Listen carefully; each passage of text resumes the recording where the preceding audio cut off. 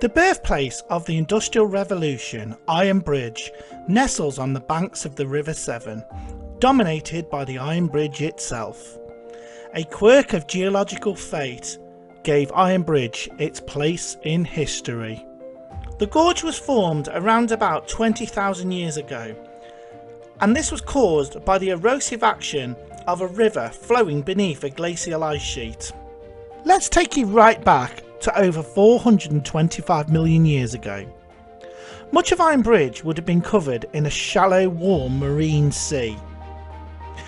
This was due to the fact that actually Ironbridge was actually at the same latitude as the Seychelles. The shallow seas were teeming with little sea creatures, and eventually these died and sunk to the bottom of the ocean, and their shells became compressed, forming calcite, better known as calcium carbonate. The sea dried up and left behind limestone, layer upon layer of sea creatures, one big fossil graveyard. The Severn Gorge was the result of meltwater from the last ice age. The meltwater came from the mighty Lake Lapworth. This mighty river cut the gorge by dissolving the soft limestone and clay deposits, leaving behind the UK's longest river, the River Severn.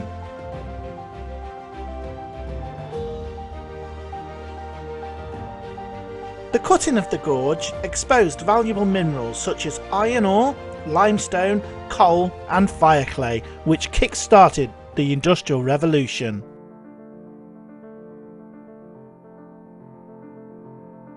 The settlement of Coalport was planned as a canal river interchange and a complete new town by ironmaster William Reynolds, who between 1788 and 1796 built warehouses, workshops, factories and workers' accommodation in Coalport. William Reynolds also directed the construction of the Shropshire Canal, linking the East Shropshire coalfield with the River Severn, the terminus being at Coalport Wharf between the Brewery Inn and Coalport Bridge. Coalport at this time was much larger than it is today. Coalport was also known for a famous pottery brand. Founded in 1795 by John Rose, Coalport porcelain became world famous. The brand Coalport China was now global. The building that initially produced the famous Coalport China is now a youth hostel and a cafe. Production later moved across the canal to the buildings which now house the Coalport China Museum. Production eventually moved to Staffordshire in 1926, and although the Coalport name was kept, the company became part of the world famous Wedgwood Group. Yes, see Michael Ball's his grandfather used to paint in there, didn't he? Oh yeah, they're beautiful though, weren't they? He's one of and he lives in California now, so he's obviously got all those there with him, hasn't he? Yes, he has, yes. But I didn't know anyone who worked there. And I've only been there in recent years, you know, just looking around the museum, and I've got a bit of Coalport China as well.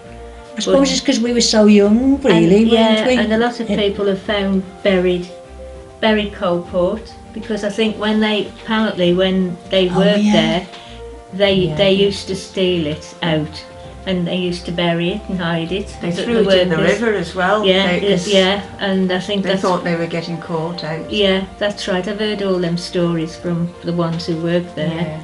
But like I say, it's just really, that was just before our era, wasn't it? You know. Yeah.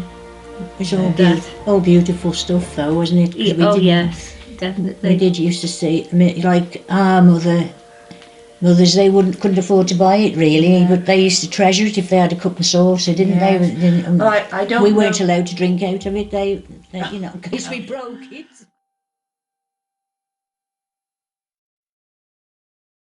Coalport was lucky to have two railway stations.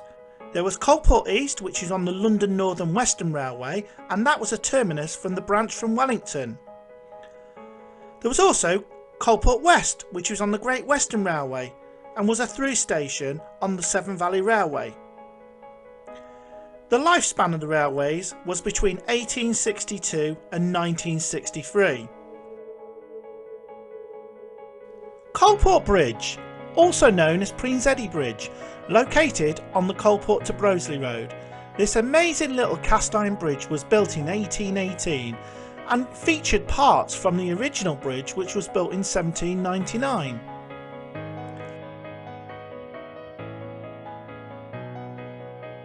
The original bridge, built in 1799, had 3 arch ribs and a wooden deck, which got the name the Wood Bridge. This bridge became damaged over time, and the original parts from the bridge were used in the new bridge in 1818.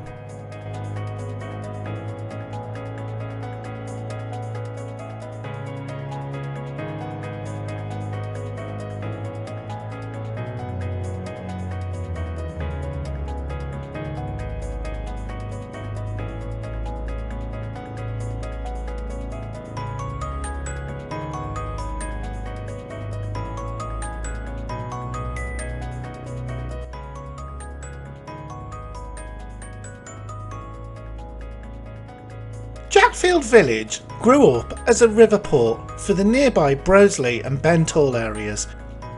The area is known for some of the most earliest industrial activity. Believe it or not, the first railway in Shropshire was built here, and the second in Great Britain. In 1605, the Lord of the Manor of Broseley, James Clifford, decided to construct a wooden railway, usually known as a wagonway. James Clifford constructed the wagonway from his coal mines to the river at Jackfield. It has been documented that pottery is being manufactured in Jackfield from at least 1634, and corn mills existed along the stream that flowed into the river. The wooden railway also followed the route of the stream, which was the valley which Coalport Road now runs down.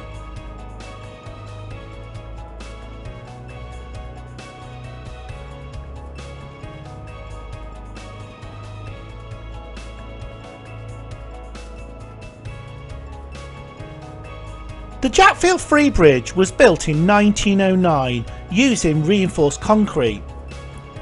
The bridge was a 3-span open spandrel arch, and it was load tested with a 14-ton steamroller. It was designed by LS Mutual and Partners and built by the Henneberg Company of Liverpool. The beginning of the end for the Free Bridge came in 1937 when the concrete was found to be decaying and the steel reinforcements beginning to deteriorate and rust. Over the years, the weight limit on the bridge decreased from 12 tonnes to 10 tonnes, then in April 1986, 3 tonnes.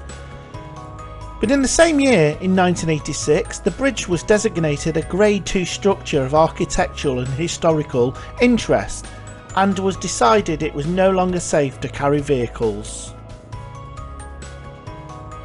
After a long period of consultation, various options were discussed for a new bridge, or potentially the restoration of the Free Bridge to use as a footbridge, but in 1993 the Secretary of State gave permission for the Free Bridge to be demolished, and Shropshire County Council commissioned a new bridge. It was a collaboration between the designers Gifford and Partners and the architects Percy Thomas Partnership and the main contractor Alfred McAlpine Construction.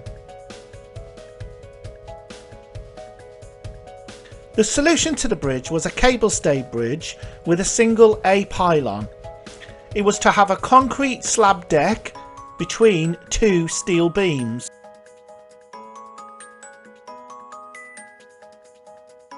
The mighty A-frame was hoisted into place with a 200-ton crane. Eventually, the bridge was opened in October 1994 and, as before, was road tested with a 14-ton steamroller.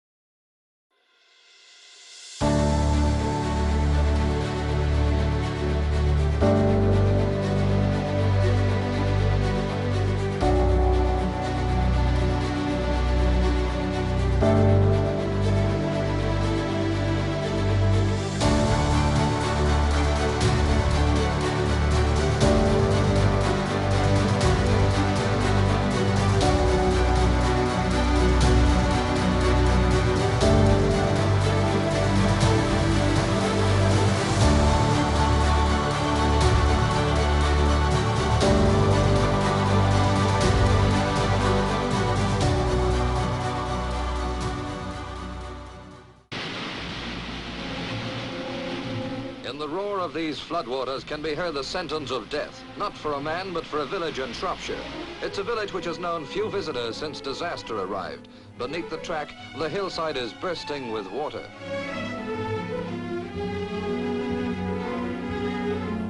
But for a lone car bearing our cameraman, it's a deserted road which every inch holds the threat of sudden subsidence. Beneath the road is clay, which has become overloaded with water and is now slipping down the hillside, together with the wreckage of many a Shropshire homestead.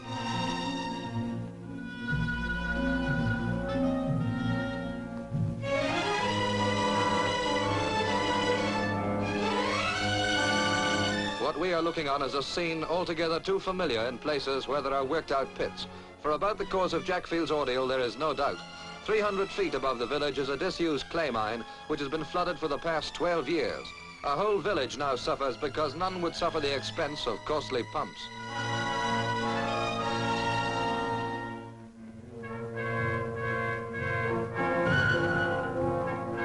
Jackfield's losses are heavy indeed, but the villagers believe it is not too late. If only the nearest shaft could be pumped out again, the landslide into the river might stop. Jackfield has always been known for its uneven roads, but in 1952 a devastating landslip destroyed the centre of Jackfield, resulting in some parts of the village, such as between the Tile Museum and Salthouses, being abandoned. 27 cottages were lost in the 1952 landslip.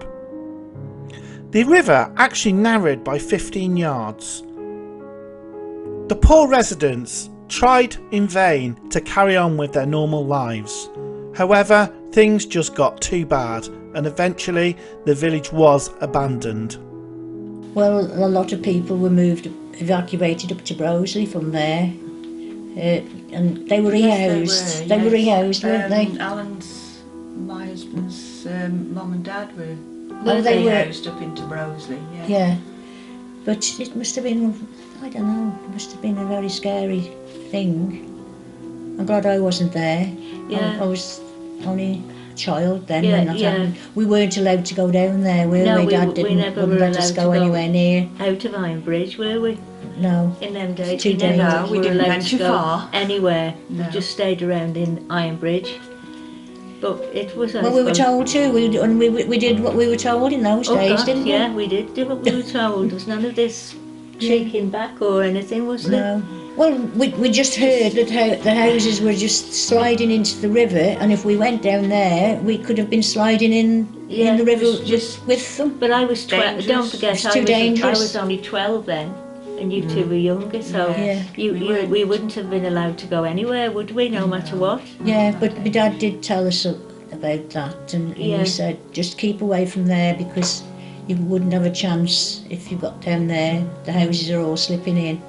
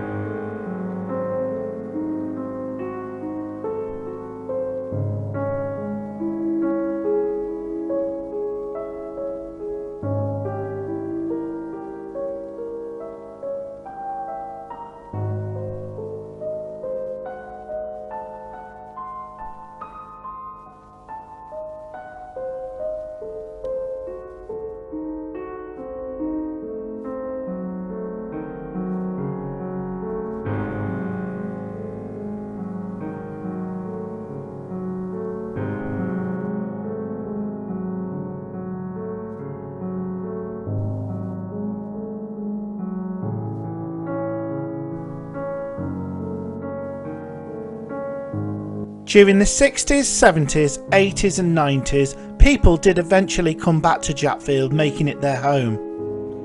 However, the village was still slipping into the river. Most famously, Salthouse Road was a great example of how much the road was moving. This buckled stretch of road with its wooden tracks was actually quite a hit with tourists and a bit of a gimmick for the Ironbridge Gorge. But something had to be done, a solution had to come forward to change this problem forever. It was like a roller coaster, it was. You're up and down and yes. yeah. But we used to like going across it, didn't we, to get to the Half Moon? Remember? Yeah. Yes. And down to Moors. Oh yeah. Yeah. And the boating, yes. Yeah. That's right. Yes, I remember that. Yes. I've been over that many a time. Yeah. Yeah. It was like you say, it was like a Like a roller roller- coaster, wasn't it? Yes. It did go on an angle like... Yes. Yes. Yeah. You couldn't go fast. And if you met somebody, well, you had to just hope that they'd back up a bit for you because it was a one-way thing. Residents gave a sigh of relief in late 2013 when the government announced that funding had been granted to carry out the stabilisation scheme at Japfield. Telford and Wrekin Council wasted no time developing the master plan for the project. The funding was provided due to the history of ground movement that's been taking place over the decades in Japfield. The contract was enabling works of Phase 1. Phase 1 meant tree felling and site clearance, which was awarded to McPhillips's of Wellington.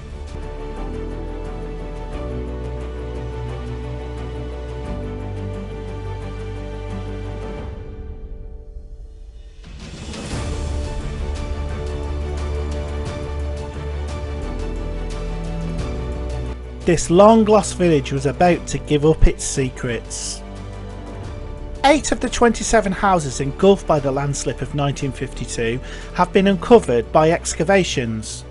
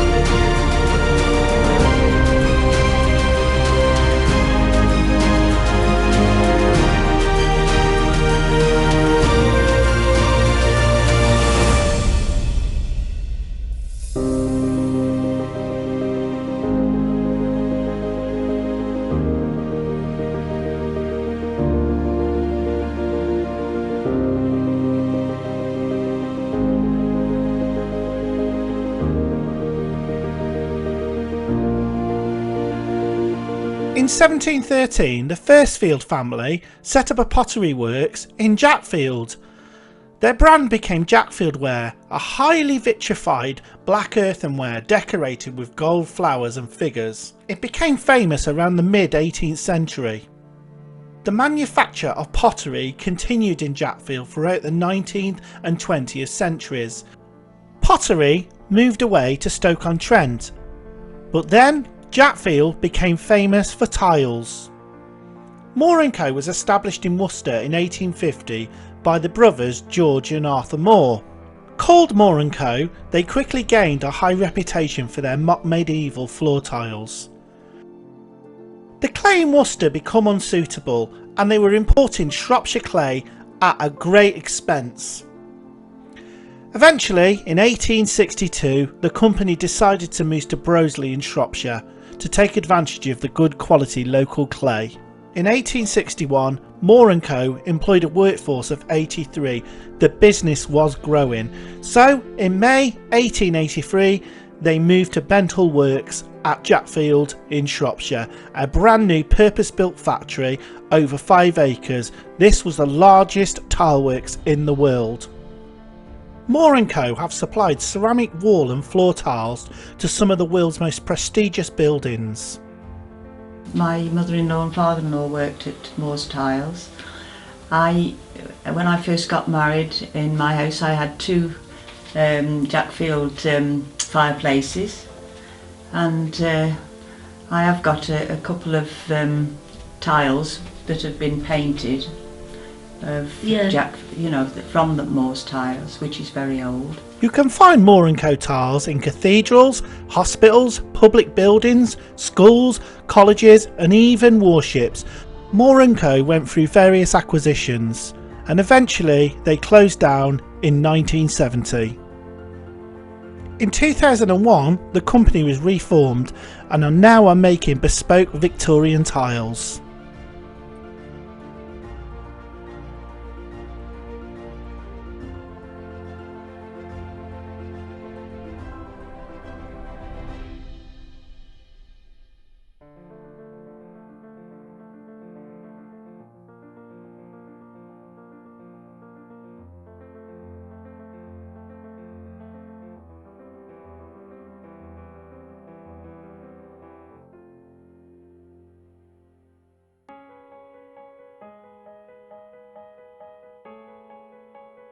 The tiles, There was some in the Cumberland Hotel. Yes, wasn't there? On the walls, I think they had. And on the floor there. as you walked in, beautiful they were. And a cottage opposite me, they've got some of the Coalport tiles, I believe, in there. And I think those tiles on that butcher shop in Broseley. Mm-hmm. Oh yes, those, and they're still there. Yeah. And inside they're really nice. On the outside wall as well. They're still there for people to see.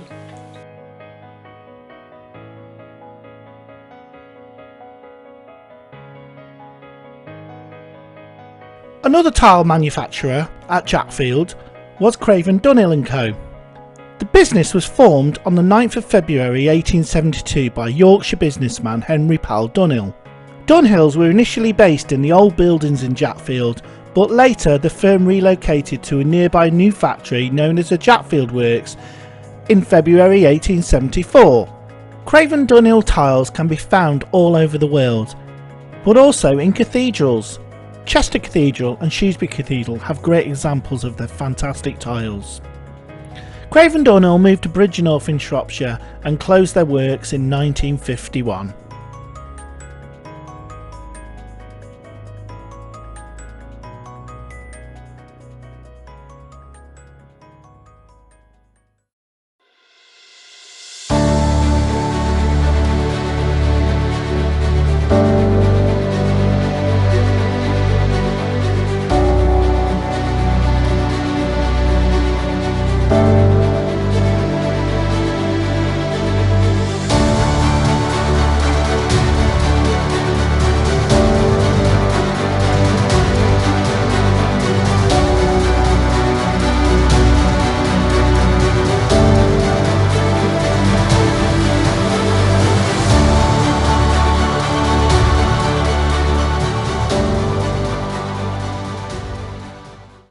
Standing by the River Severn in Shropshire, in front of the Ironbridge. Cast in 1778 and erected the following year, 1779, and opened the 1st of January 1781. The importance of this bridge is it's the first one to use cast iron structurally.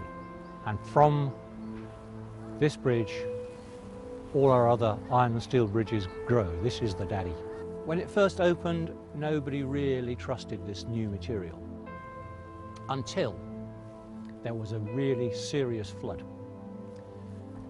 12th of February 1795 destroyed the upstream medieval bridge, did nothing to this one at all. This one survived intact, but lots of other bridges in the area were badly damaged and many of them destroyed as well. Cast iron stood, and from that point onwards the confidence in this material grew, and that's when we start getting more bridges in iron. Thomas Telford came, looked at the bridge, and he goes on to build many other fantastic bridges in iron, some very big span. But he doesn't follow the constructional techniques of this one. This actually, in hindsight, was a cul-de-sac. The understanding of materials and really pushing the boundaries, that's what makes it. And this bridge is that step in the direction that moves the boundary about cast iron. Around the same time, we get the first ever iron-framed building, the beginnings of the fireproof buildings, ultimately leading to skyscrapers.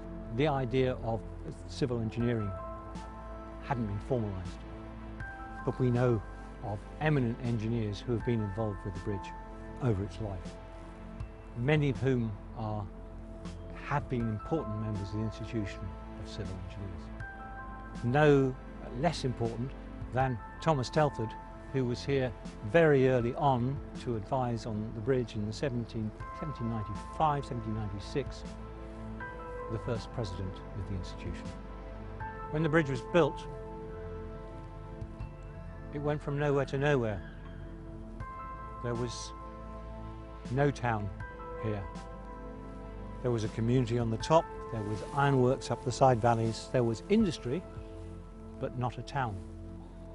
And the bridge very rapidly created a location, a place. The Tontine Hotel on the far end was built by the trustees of the Ironbridge as a destination. The coach companies diverted their routes across the bridge, changed horses here. It became a place and it grew. So Ironbridge is one of the products, that is Ironbridge, the town, of the bridge that it's named after. We now take it for granted that iron and steel is a standard building material. And this is a World Heritage Site. This is recognised as one of the most important symbols of industrialisation and the symbol of the Industrial Revolution.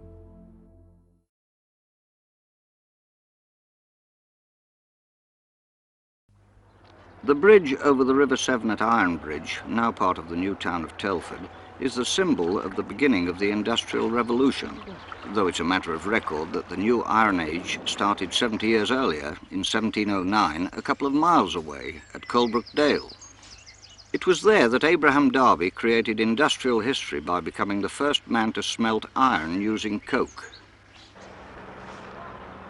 Older even than the Iron Bridge itself is the Rogers family, famous for its skills in making the most ancient of Severn River craft, the coracle. Eustace Rogers is the last of a line who remember the days when the Severn was navigable as far as Poole Quay in Powys, when ships with 80-foot masts carried the industrial products of the Ironbridge area. An attractive picture of the past? Certainly. But what were people's working conditions like in the years that followed Abraham Darby's discovery of a new technology? It was slavery. It was slavery, and this was just a means of living. That's all they were getting out of it. The big ones were making some money, no doubt about it, but the poor working people were worked to death.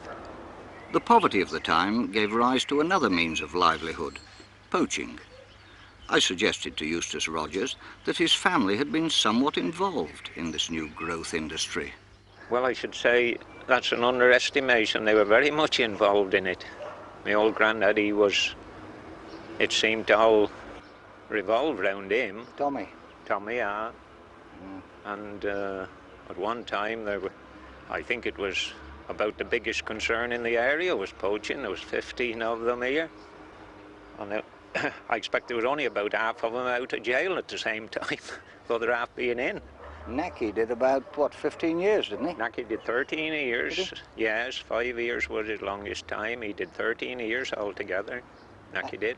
And in between poaching, he saved 10 lives from drowning in the 70s. This seemed to be his main job when he was out, was saving somebody's life, because he saved 10 people's lives. Their names are in the shed there.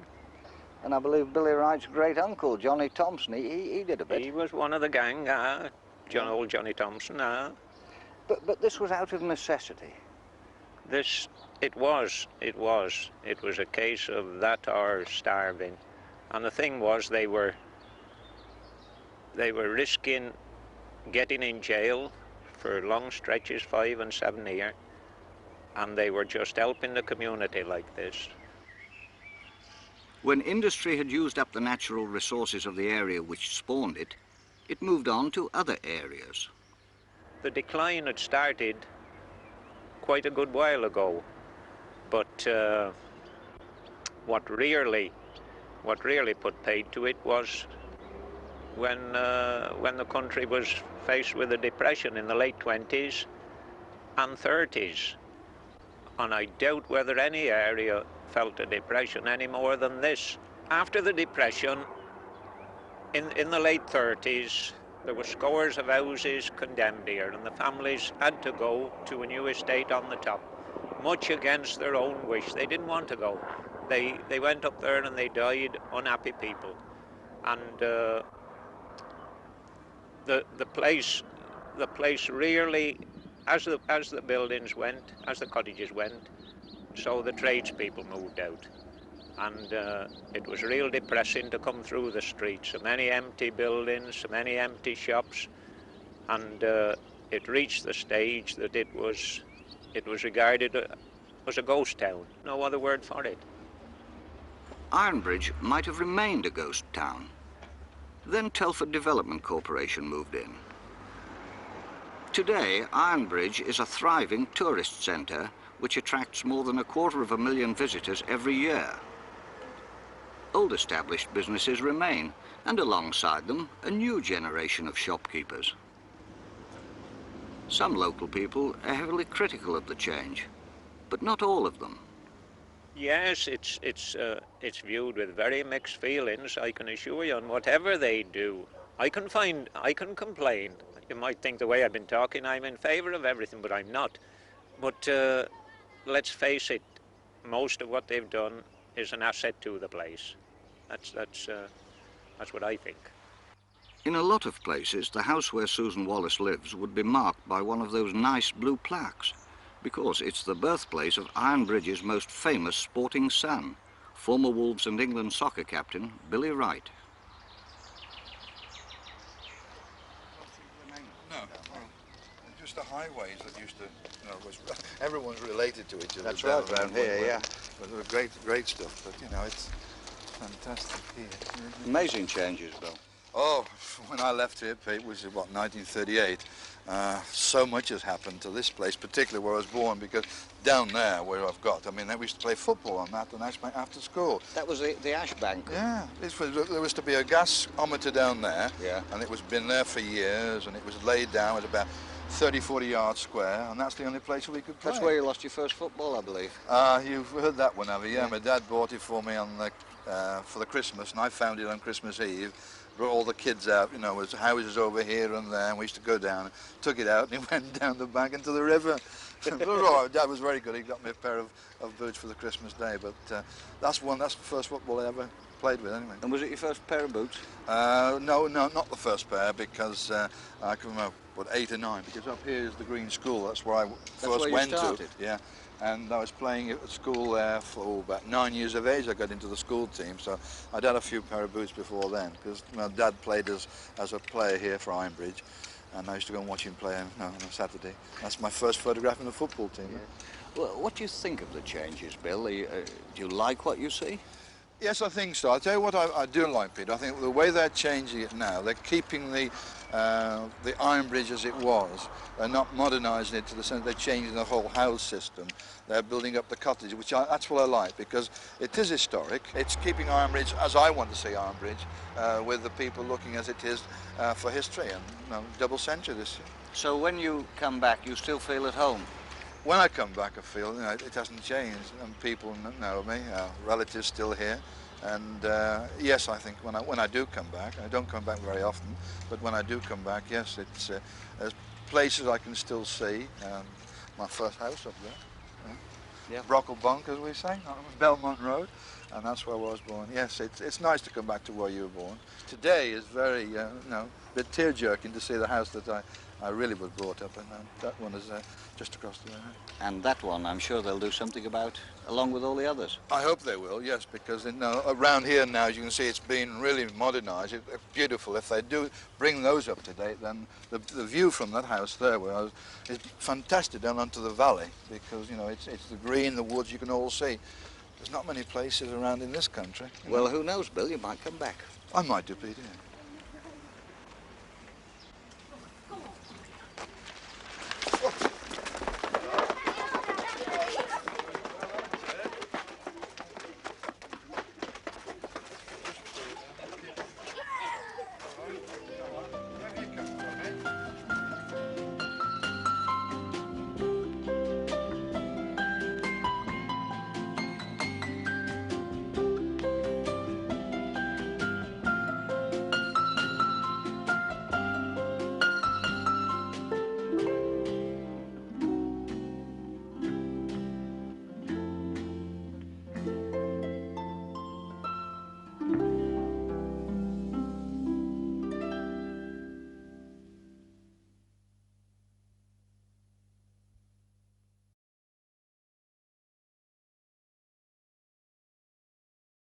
The trouble is that the bridge, built in 1777, is slowly being squeezed out of existence. But not so that anyone would notice. It's only lost about 18 inches in the last 200 years. But even that is enough to worry the engineers who keep a careful record of its pulse, noting every new crack that appears in the framework.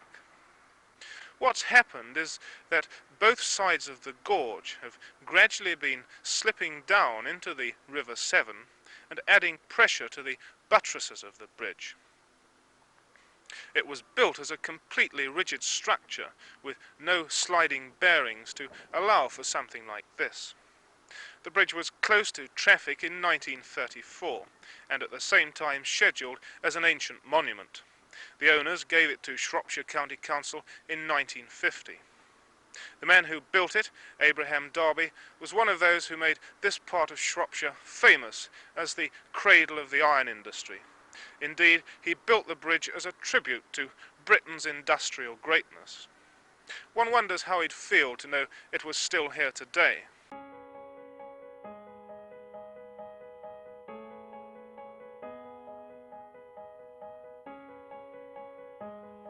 I don't think we realised, did we, that it had gone like that? No.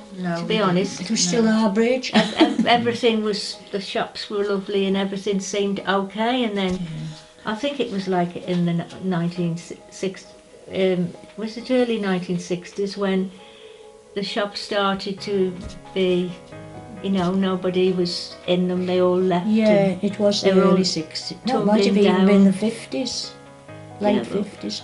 Well, I think late 50s, early 60s. Yeah. And then it just seemed to, it was like a ghost town then, wasn't it? Well, we noticed the shops going into disrepair, but we didn't particularly notice the bridge, did we? No. Not really, we didn't. And I mean, even in this last thing, what they've done when they showed you all the on the news that they showed you all the damage on it was to be done. I couldn't believe it. No, I no. nearly cried. Well, I did. Yeah. I couldn't believe that all that damage was done to it. You know. No. Because, oh yeah, there's big cracks underneath. Yeah. Yeah.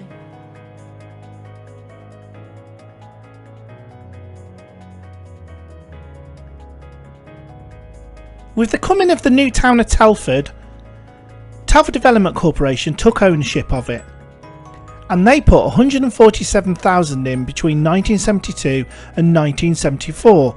Most of the money was spent on strengthening the abutments of the bridge.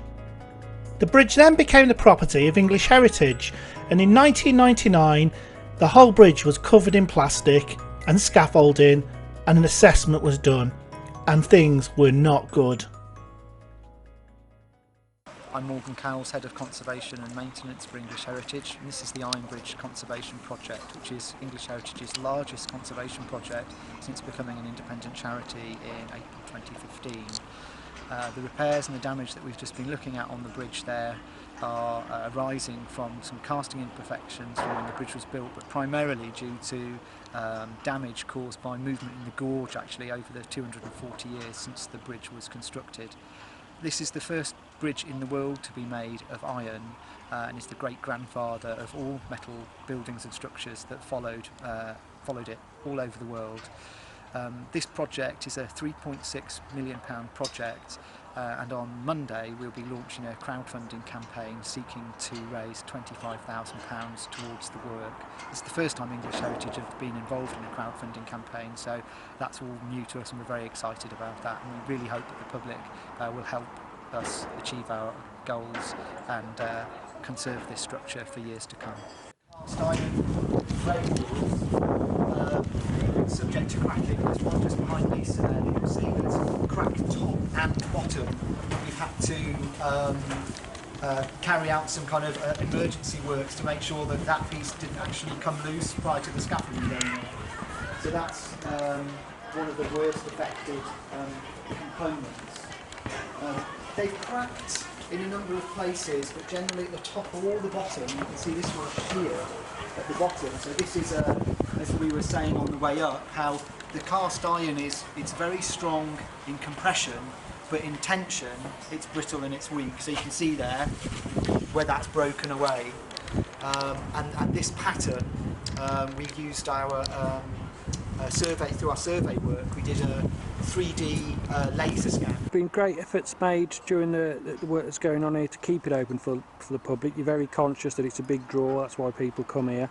There's even going to be some viewing platforms for the public that are going to be coming in place? Yeah, that's right. So the scaffolding structure that you can see going up behind you is arranged in such a way that the bridge will remain open throughout the 13 months of the construction project. So we were working on one side of the bridge in entirety and then on the other, so that one side remains open to visitors at all times.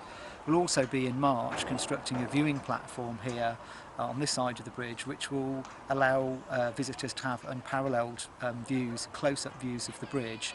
And we'll also be having some activities in terms of some interpretation and hard hat days and meeting the builders, looking at the work that's been taking place. So we're really excited about that and hopeful that that will be something that will be really useful for the over 1 million tourists that come here each year. The mouldings for this, whilst we see the main beams as being, it's a metallic structure, when we look at the casting of the radials and the bubbles within them, you'll see there really illustrated very vividly that this was a molten material being poured into a mould. And those moulds were just made from timber and they're sand cast. And here with all these air bubbles, this would have been the sky surface of that mould. And these bubbles and imperfections are actually air bubbles in the molten material. And again, behind Duncan there on the main rib, you've got a really good image there of a whole side of a main rib. Part of the repairs in the project are brought about by some of the casting imperfections from when the bridge was originally constructed, so we will be addressing those.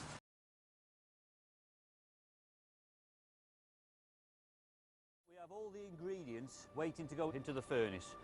Silicon and manganese clean the iron, which enables the limestone to make it float. What we have here is the scrap iron that we're going to use today to produce the liquid iron. That will hopefully melt down to the bottom of the furnace, build up, where we'll tap out and pour it into sand moulds down below.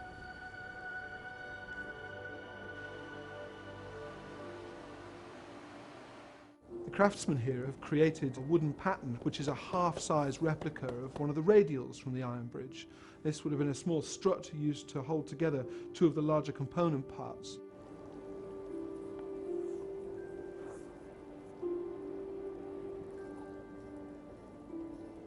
It's come out quite well, that does. Nice clean lines, just waiting for the iron to be poured into it to pick up the positive shape again.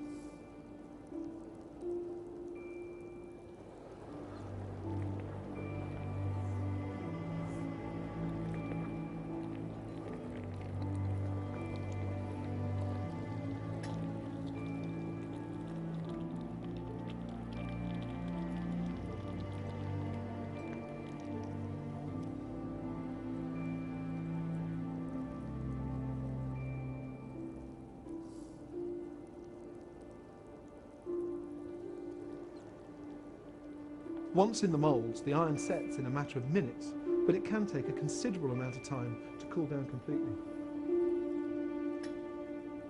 Watching this process, with the heat, the light, the physical effort, the smells and the sounds, really takes us back over 200 years to when this bridge was first built.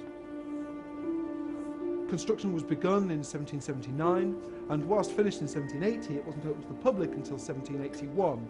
So they built it relatively quickly, considering that this was a very new venture.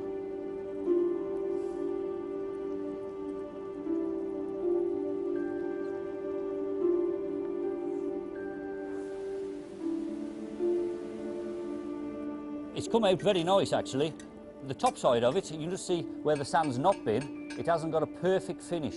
But on the sides, where the sand's been, up against it, it should have a nice flat side. And you can see the shape and the dovetail at each end of the casting.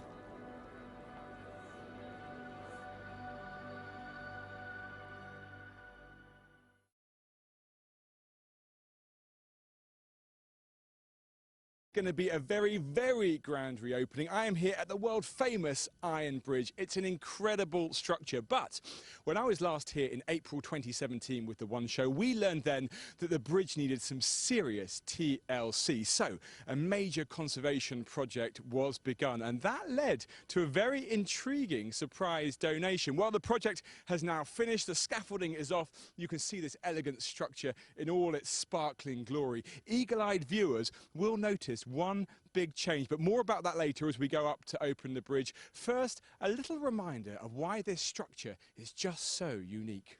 The Ironbridge sits within the picturesque Severn Gorge.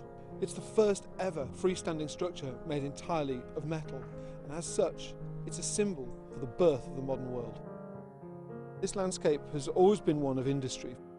The bridge provided a great opportunity to link up either side of the river. They didn't have to build it out of iron, but this is a landscape of iron founders, and they really want to demonstrate to the world what it is they could do. Without the technology that went to build the bridge, you wouldn't have the railways, you wouldn't have skyscrapers. Go to New York, what you see there are the great-great-grandchildren of this structure. The bridge is now almost 240 years old. It's been an icon of the Industrial Revolution for centuries, and every generation has done its bit to safeguard it. Now it's our turn. We at English Heritage want to be able to secure the Ironbridge for years to come. It is suffering through the ravages of time. That's why we're embarking on an ambitious conservation project. The main elements of the repairs are to the ironwork structure itself, to the single span, both addressing some of the casting imperfections from when it was first constructed, and also damage incurred over the years due to ground movement. The ironwork will then be repainted, primarily to protect it from the elements. And it's also about the masonry conservation, to the piers, to the abutments. It's the road surfacing and the decking. This is a huge project costing £3.6 million. A staggering 378 tonnes of iron was used by Abraham Darby III to construct the bridge. Michael, good to meet you. Hello. So your great-great-great-grandfather who Correct. built this bridge. Yes, that's right. Do you remember the first time you came here? I think it must have been when my father brought me over to pay my halfpenny toll to go over the bridge in 1950. You have the Derby name. Does that mean you swell with pride when you step foot on the bridge? Pride, perhaps, pride is a sin, but certainly great satisfaction. So what does it mean to you that there has been this huge conservation project? Marvellous. They've done tremendously skillful work. And the colour, Michael, does it get the thumbs up or thumbs down from the great-great-grandson? I don't mind at all. I don't mind at all. If this was one of the first colours used on the bridge, jolly good. Let's have another go at it.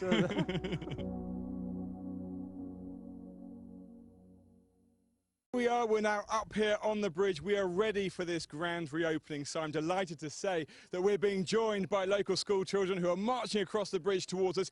And yes, do not adjust your sets. There is actually an elephant there. That's to commemorate in 1932 the local circus being in town, and they actually marched a real elephant across the bridge to publicise the circus. But now, I want you to meet somebody very special. This is Jochen Munich from the Hermann Rietzma Foundation in Germany. So you travelled quite a long way. Now, your colleague saw our last one-show film on this bridge, went back and told everyone about it. That led to a €1 million donation, and they did it in your honour to mark your retirement. That must feel incredible. Well, let me say first that it's fantastic and a great honour to be part of the project. When our people in the foundation saw the first release about Ironbridge 2 years ago, they very quickly decided they would want to be part of it and support it.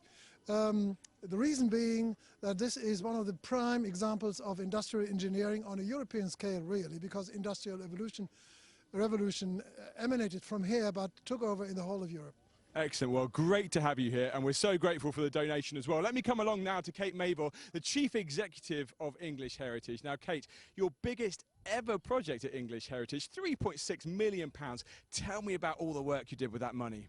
Well, it took a lot of expertise, as you can imagine. We had a huge crane in the high street lifting the scaffolding over the river, but not allowed to touch the bridge at all.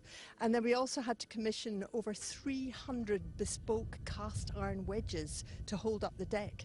Incredible, and they were all made locally. But Kate, the big talking point here is this. Last time I was here, this wasn't this colour, it was grey. What happened? Well, we discovered it wasn't grey originally. We did some paint analysis, we went right back to the beginning, and guess what? It was this lovely red-brown colour. So we've brought it back to its authentic colour. Wow, a very bold facelift. I, for one, love it, I've got to say. Do we like the colour, guys? Yes, oh, there we go, a bit of approval. Now, I'm delighted that Michael's back with us. Michael, you're here to open the bridge. You know, it was your ancestors that made this bridge possible. This must be a very special moment. Yeah, it's a very moving occasion for me. After all the very exacting and successful conservation work that English Heritage has done. Great. Well, I'm going to get you to get your scissors ready so we don't run out of time. Because, guys, are we ready to open this bridge? Give me a countdown. 5, 4, 3. Let's go. Get the bridge. It's officially open. This World Heritage Site has been brilliantly conserved and hopefully will last for another 200 years. You've tamed the voices in your head. You've put your courage to the test. Laid all your doubts to rest. Your mind is clearer than before. Your heart is full and wanting more. Your future's at the door. Give it all you got, no hesitating. You've been waiting all your life. This is your moment. This is your moment in time. This is your moment. This is your moment.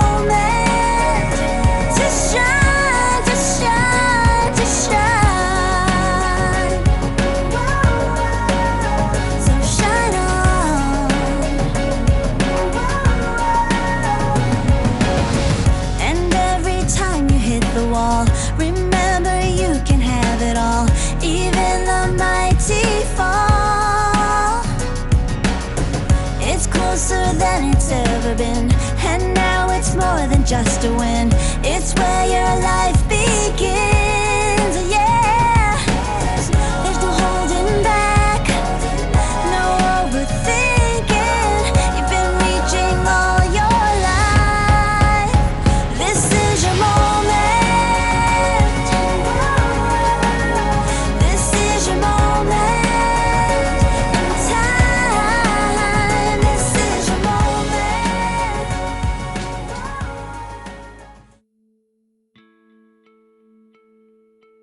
However beautiful the River Severn is, it suffers from a yearly recurring problem, which is flooding. The River Severn really does have a mind of its own. Flooding over the years has caused so much damage to the wharfage and the houses that sit on it, but also the pubs, the Swan and the White Horse and the boat all suffer on a yearly basis. Something had to be done. Floods have happened all through the years, but notably in 1947 the flood was that severe that apparently it reached a bull on the dartboard of the White Hart pub. In 2000 the flooding was that severe that it reached the top of the wharfage railings. In 2004 something was done. The Ironbridge flood barriers.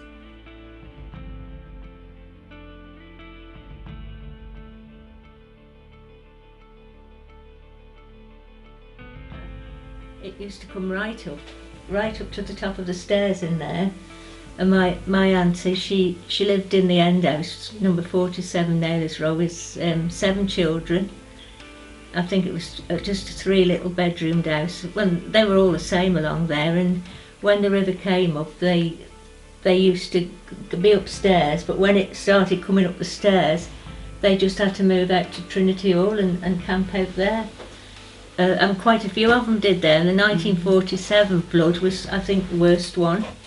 I mean, it just went right along to the Plaza Cinema that used to be where the school is now, where the junior school is now at the Dale End. He went right along there, right along the wharfage up to the co-op shops. But Harry Rogers used to go out every day, you know, trying to help people in Naylor's Row. On his coracle? Yeah, on his coracle, you know, fetch them something. Yeah. But it was really, really bad. But it was something that we still had to go to school, didn't we? Oh yes, yeah. We still had to go to school. The first memory I have, I know I was only 4, and that was 1947 floods. Yes. And I remember my mum taking me down to see the river in flood. Yes. And it was almost above the railings along. Oh, it was, yes. Well, we lived on Lincoln Hill then, which is no longer there, you see. So we were just up above Naylor's Row, but we used to have to go down there, wade through the water and up the Paradise to school at Coalport. But it was really bad, them floods were in them days. At stake, people's houses and livelihoods in this flood-plagued Shropshire town. 550 metres long, it's a Swedish flat-pack answer to a traditional English problem. The beauty of this system is its simplicity. Once the supports are up, it's covered with aluminium sheeting, and that in turn is covered with polypropylene that simply clips into place. I feel tremendous satisfaction that people have worked together to come up with this solution. I feel very confident that it's going to do a good job for us. The idea has been going on since the mid-90s in Sweden, and it's been tested and proven in many countries in Europe, in Sweden, France, Germany, and we've got a very long record of successful flood fights behind us. It was a close thing. The defences should have gone up earlier. A rapid and unpredictable rise overnight along the River Severn was to blame. Hindsight's a wonderful thing. I won't say we've got the predictions wrong. I think the modelling process is so complex that it's peaking all the time, and to anticipate exactly what is happening at any one time is extremely difficult. As the river continued to rise, first signs were that the system works. It cost £300,000, but for people living in Ironbridge, its value is immeasurable.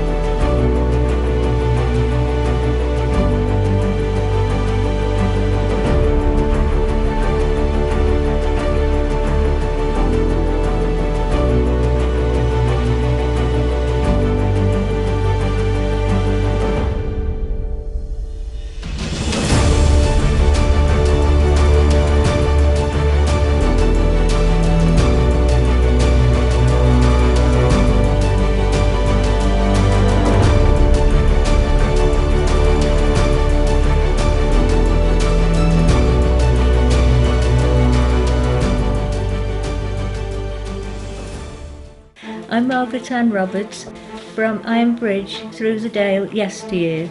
I'm Jill Beach from Ironbridge through the Dale yesteryear. I'm Elaine Rye from Ironbridge through the Dale yesteryear.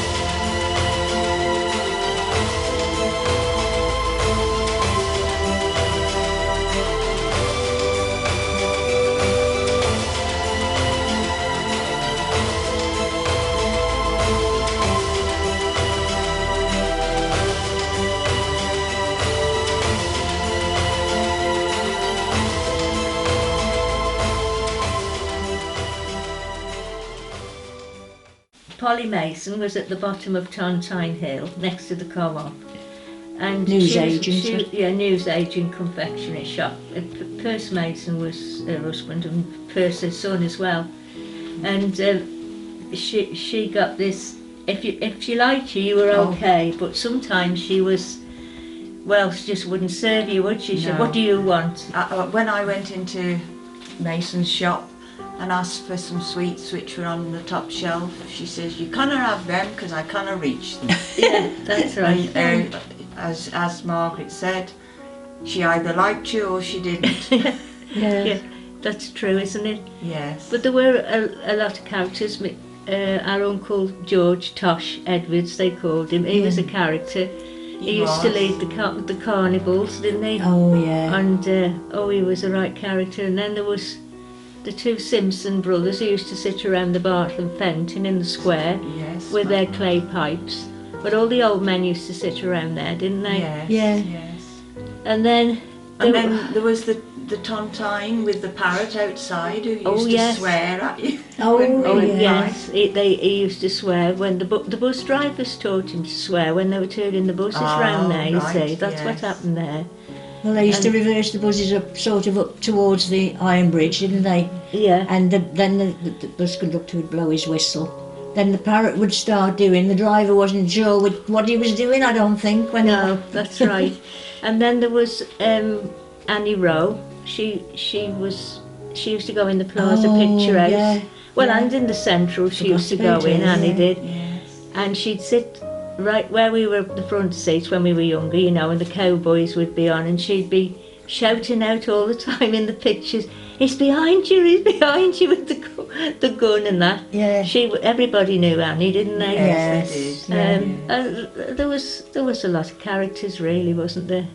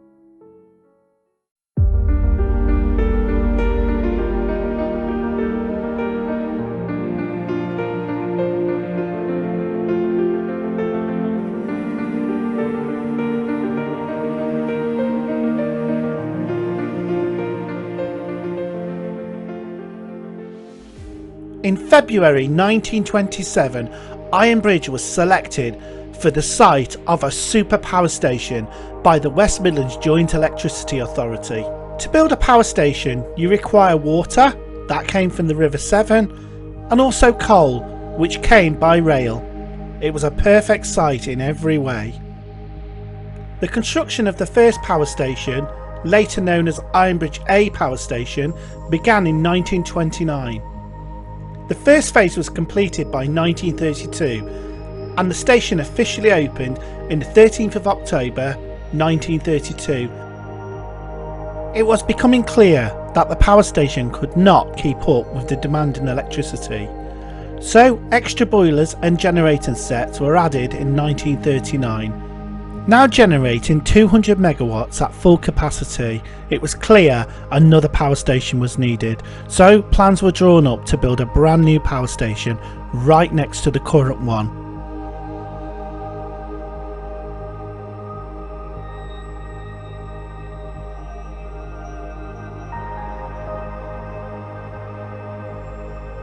Approval for the brand new Ironbridge B power station was granted in 1962.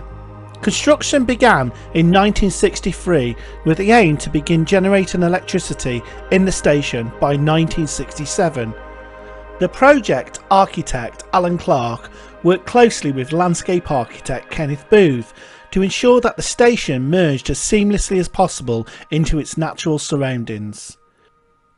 When the cooling towers were constructed, a pigment was added into the concrete to allow it to match into the surrounding landscape.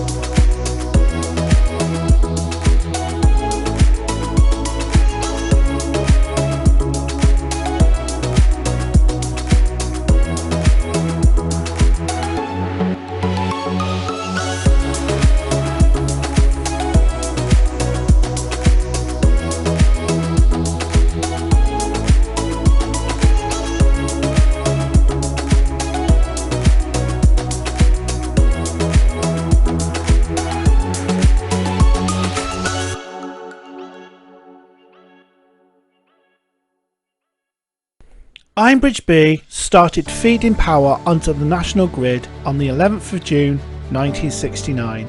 Full capacity was not reached until the second 500 megawatt unit began generating electricity in 1970. Ironbridge B power station stopped generating electricity on the 20th of November 2015 when it reached its 20,000 hours limit of generation under the EU directive.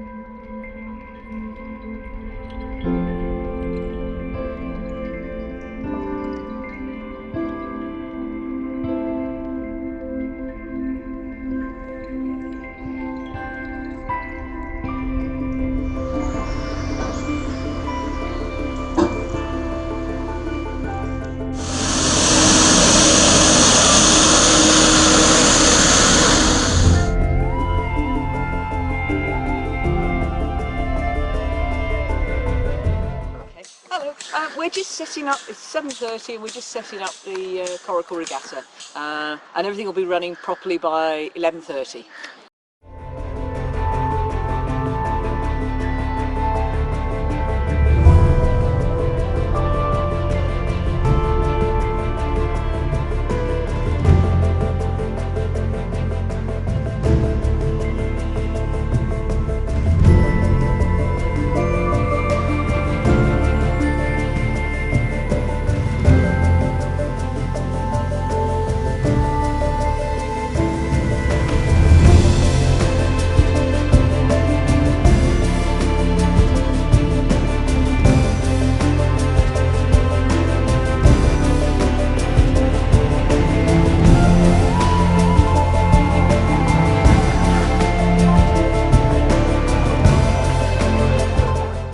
In the British Isles, about 18 different types of coracle. The one here, which I've made with cowhide, is a Boyne coracle from the River Boyne, a Drogheda in Southern Ireland. Just put net fishing on the Tywee and the Towey.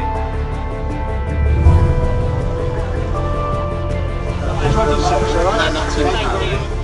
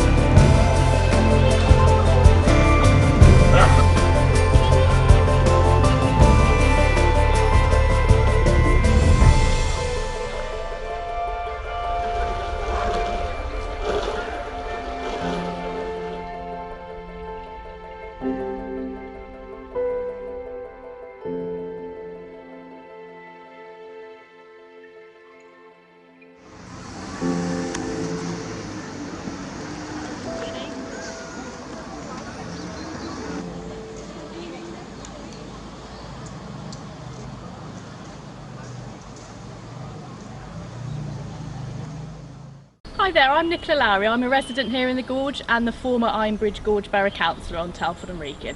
There are many things I love about living in the Ironbridge Gorge, but what really inspires me is the community that live here.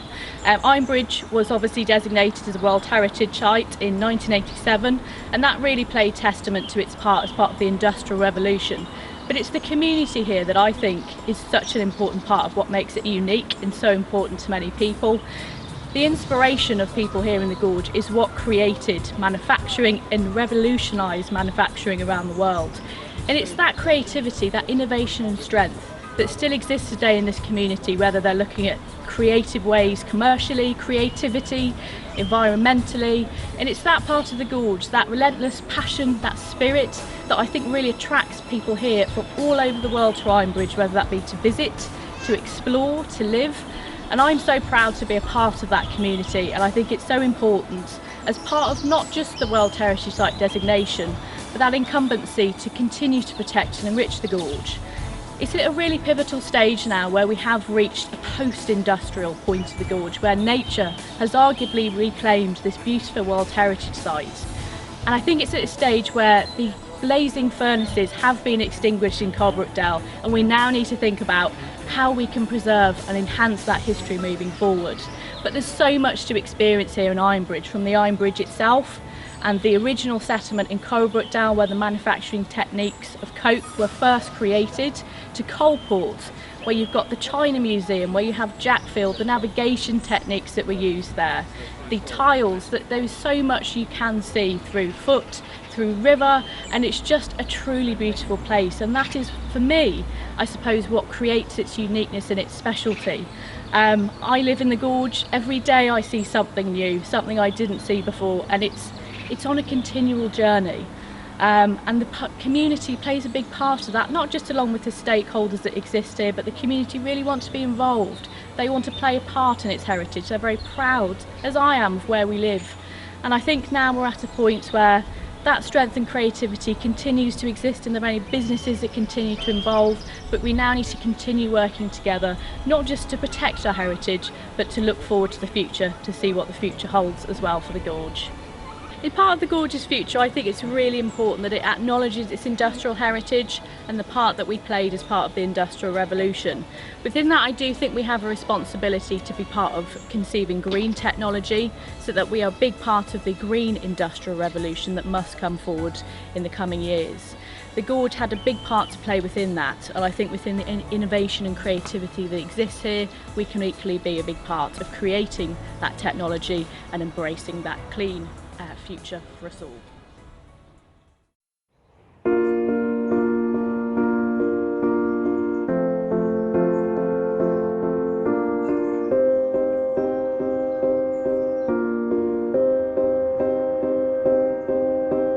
You and I, we were meant to be. I feel it in my soul, feel it in my soul. Never separated, you and me. Broken made whole, broken made whole. The world, it tries to steal our hope, tries to make us numb, but our love has overcome. And you, my dear, you are my prize.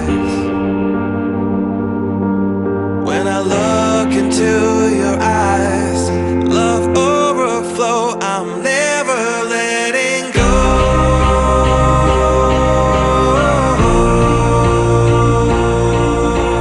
All my life I give to you, love breakthrough, I'm never letting go.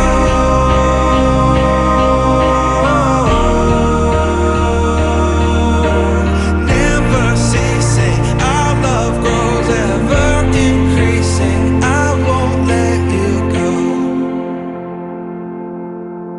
Hearts of fire through and through, follow me, I'll follow you, we will pursue everything together, do tests and trials, love renew. Yeah, we've made it, we've always been proven true, we've always been proven true. Still the world, it tries to steal our hope, tries to make us numb, but our love has overcome. And you, my dear, you are my prize. When I look into your eyes, love overflow, I'm never letting go.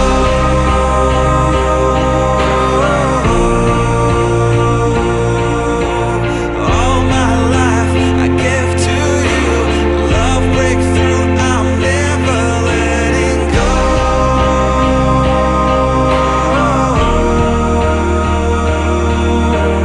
Never ceasing, our love grows ever increasing, never letting go.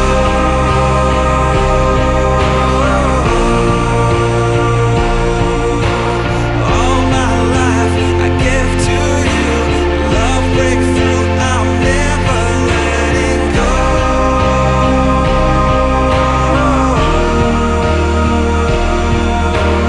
Never ceasing, our love grows ever increasing, I won't let you go.